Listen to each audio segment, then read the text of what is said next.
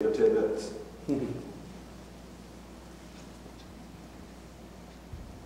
I was an orphan. I'm a high school dropout. I never finished college.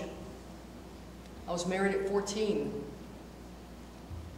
I had a child that was born with defects at 15. I went to Germany and joined my husband, who was in the military, also at 15. I left Germany and went to Washington, D.C. at 16 because my husband was abusive. I actually didn't quite know where the plane was going. I had the clothes on my back and one small suitcase for my son. Fortunately, I sat with people on the plane. It was a doctor and his wife, and they offered to take me to Walter Reed Army Medical Center.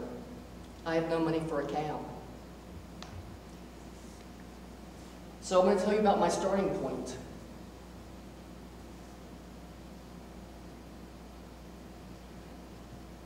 I was nearly homeless.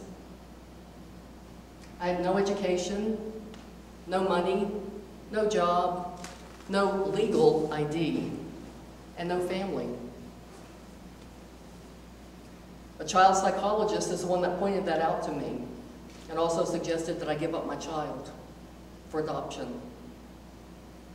And I did that. So there I was left with pretty much nothing.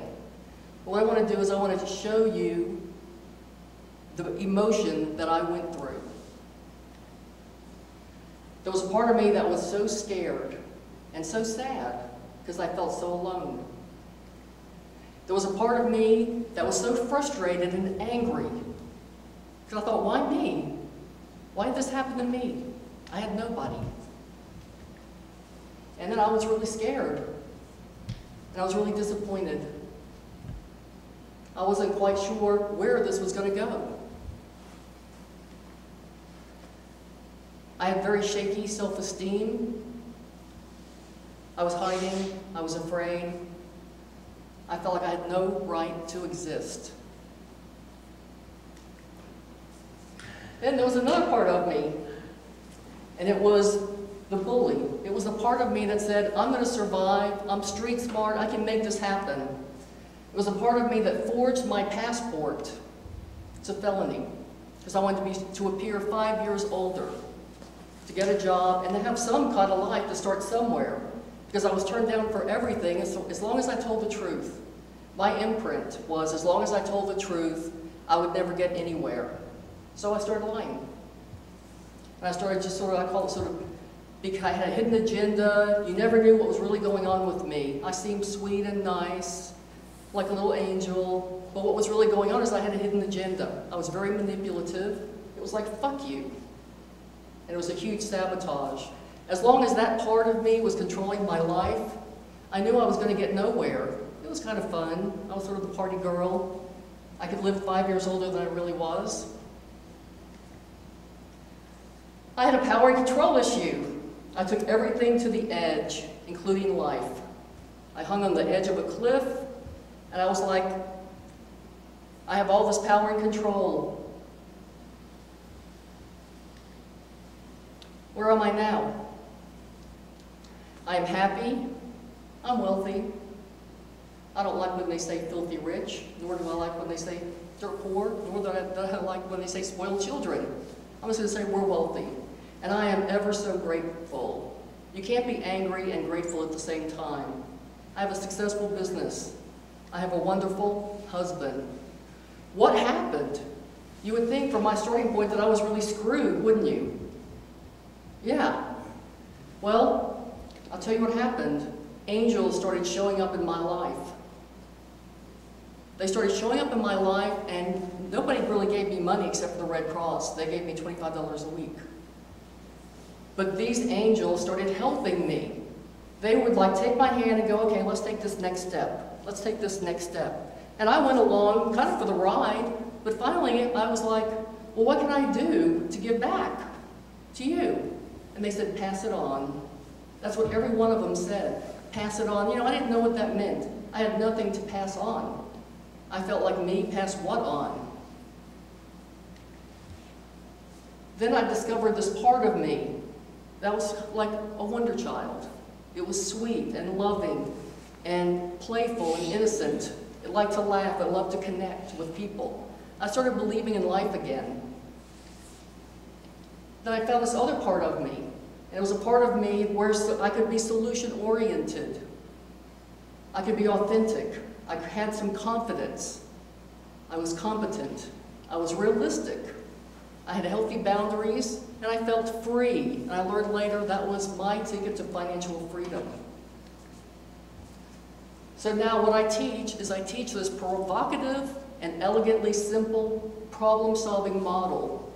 And it's what I used, I demonstrated, that took me from my ego to my identity to having fun in life.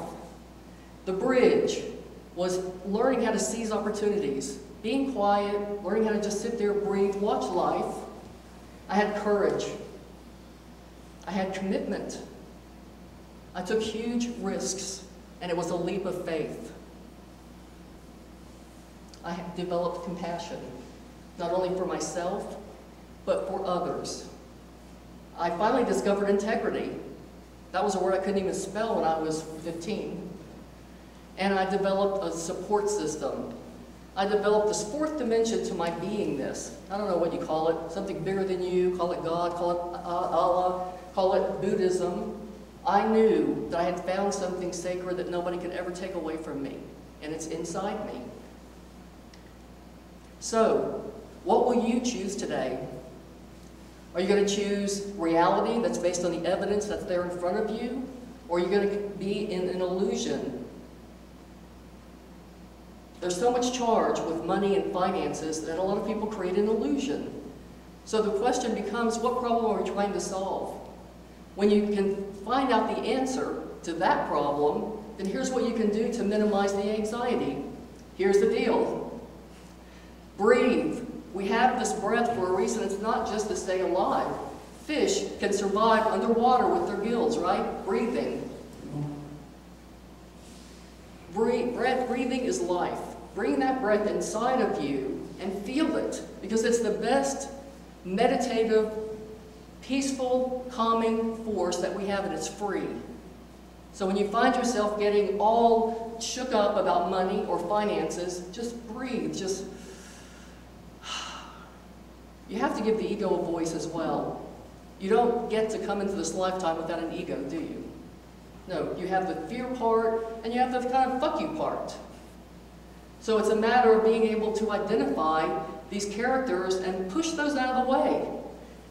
Get help. Speak with a financial specialist. Do not get one out of the yellow pages. Get one that's recommended to you. Create a support system. Find a method that works and fits into your lifestyle.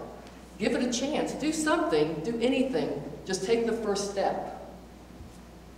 And the first step is going to be where you just take a deep breath, you breathe, you take a piece of paper out and a pencil, and you say number 1.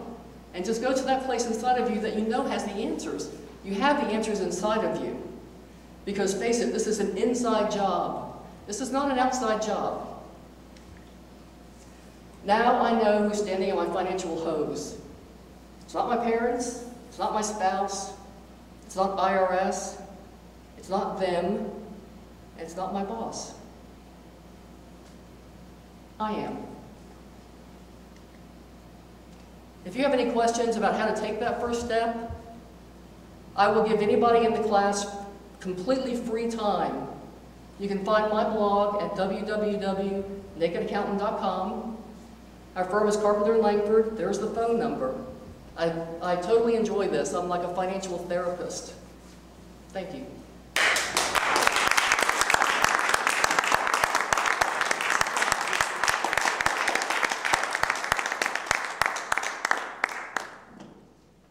You passed.